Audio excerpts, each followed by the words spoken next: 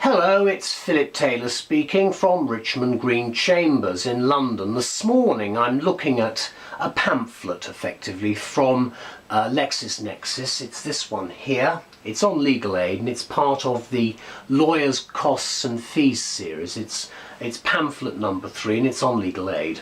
It's now in a 33rd edition, published in April 2014, and it's been written by Keith Biggs. My wife and I have looked at this and I thought I'd do a short video to show what the actual pamphlet has. We've called it a handy and compact pamphlet, the best comprehensive short statement for legal aid matters from LexisNexis. I'll tell you a bit more about our review in a minute, but let me show you the pamphlet. That's the front and that's the back. There's not a great deal, it's a sort of grey cover.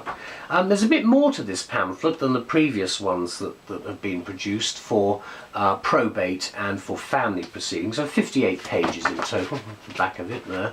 But you can see the front bit there, and then you go into it. I'm not going to show you all the way through. We start off with the civil proceedings and legal aid, and as you're probably aware, legal aid has gone for very many areas of civil law now, but what you've got here is you've got eligibility, you've got all sorts of additional matters concerning assessment and reassessment. Then we get into the actual tables themselves. Family public law covered, legal services in general, and private law then, family private law. Immigration is also covered, mental health, housing and so forth. And as you're well aware, with LASPO coming in, the Act, there are a lot of changes, so quite a lot of non-family matters covered there. Then after that we go through, the family advocacy scheme is covered, and then you've got a whole range of other things. There's quite a lot. Inquests are covered, and then you go to criminal proceedings, which is part D, and there's a lot of stuff there. Graduated fees for trial, highly controversial, fees for guilty pleas, uncracked trials. I'm not going to go into any detail about this because there's an awful lot of controversy about what's been going on, but you can see you've got a lot of tables, and it's very helpful for all the cost practitioners, cost accountants and so forth, cost draftsmen. There's something on very high cost cases towards the end.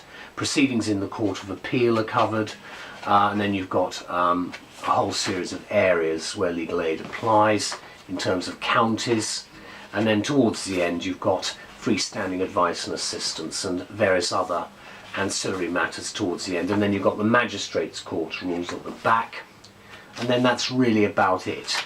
Obviously there are pamphlets, there are various other payments that are made. Depends very much on what you and your clerk are arranging as counsel or as solicitors. What I would say is that as the cost draftsman will find it helpful, you do have obviously some documents in the court office and in the court buildings. Quite often they're not up to date or they're not even available anymore. You can get the information on the web as well, and also in the practice books.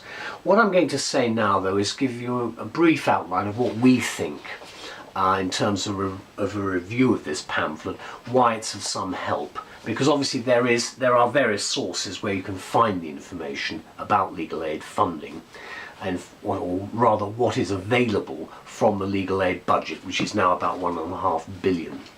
What we say is the subject of costs remains one of the most important aspects of risk for the client when considering contentious litigation. That's of course on the civil side. Criminal side slightly different because the state is involved. LexisNexis offer with this pamphlet, and it's the third in a series of 3, a comprehensive paper service in an easily accessible format, both handy and compact, as I said before, which is an accurate current statement of costs and fees for all involved in the litigation process. Of course, the court service, as I've said, does print some short leaflets, and you have to ask for them quite often, and they will be available in the court offices and on various websites, and they do contain current fee levels and what you might be able to obtain.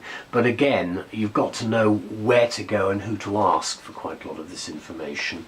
The figures are fixed basically at the beginning of each financial year, and LexisNexis publishes these 3 short but highly detailed booklets each April to assist us as part of their Lawyers' Costs and Fees series.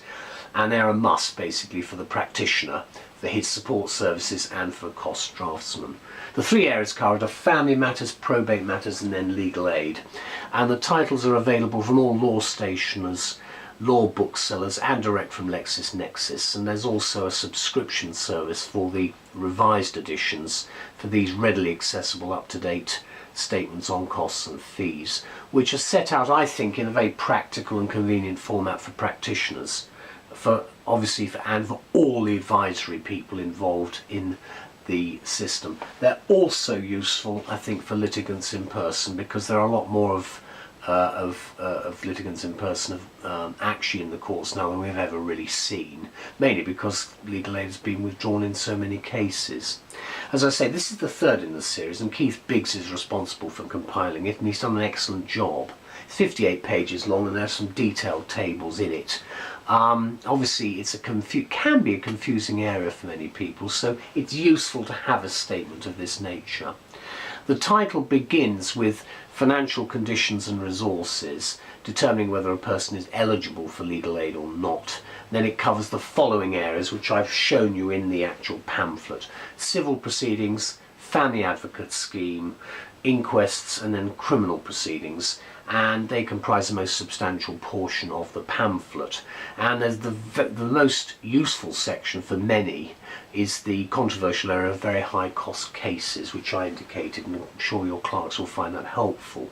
As with the other 2 in the series, this one, covering civil and criminal legal aid matters, is one source which remains an invaluable tool because it's in one place for the busy practitioner and his colleagues. Obviously, that's for people practicing probably in the general common law area.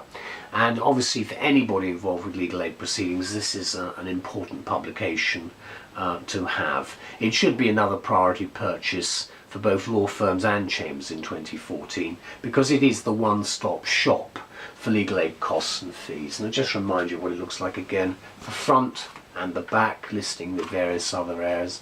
Then you can see all the tables, a lot of information. And as I say, graduated fees for guilty pleas and cracked trials.